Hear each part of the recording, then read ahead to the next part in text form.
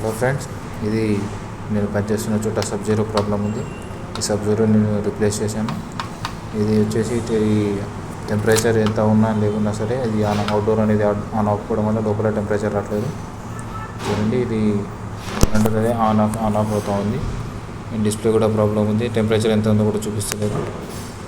దానికోసం నేను మార్కెట్లో ఎత్తుకున్న సేమ్ అలాంటిది అయితే నాకు దొరకలేదు. 7569 అనేది అండి. దానికి రిలేటెడ్గా నాకు 7510 అనేది మార్కెట్లో దొరికింది. కాబట్టి దీని కనెక్షన్ వేరే ఉంది, దాని కనెక్షన్ వేరే ఉంది.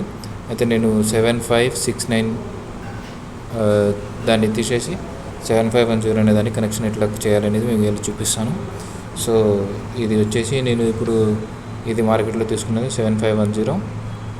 ఇది కొత్తది. ఇది దానికి కనెక్షన్ ఎట్లా చేయాలి ఏంటనేది రెండింటికి డిఫరెన్స్గా ఉంది. కాబట్టి రెండు మీకు చెప్తాను.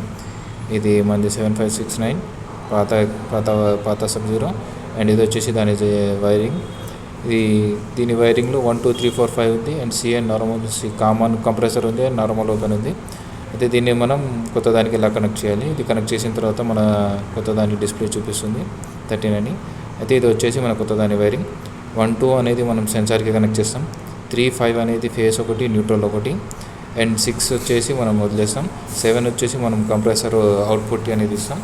సి అనేది మనం ఫేస్ నుంచి సి కామన్కి మనం ఒక లూప్ తీసుకుంటే మనకు టెంపరేచర్ ఎప్పుడైతే రిక్వైర్డ్ టెంపరేచర్ వస్తుందో అప్పుడు కంప్రెసర్ ఆన్ అయిపోతుంది, అండ్ టెంపరేచర్ వచ్చినామంటే కంప్రెసర్ని కట్ ఆఫ్ చేసేస్తుంది. కాబట్టి మనం సి అనే దానికి ఈ అవుట్పుట్ ఫేస్ నుంచి అవుట్పుట్ ఇచ్చాం. మీరు ఫోటోలో చూడగలరు. C3 వచ్చేసి 3 నుంచి మనం 8కి లూప్ చేసాం. ఈ లూపింగ్ మనకు ఆన్ ఆఫ్ చేయడానికి వస్తుంది.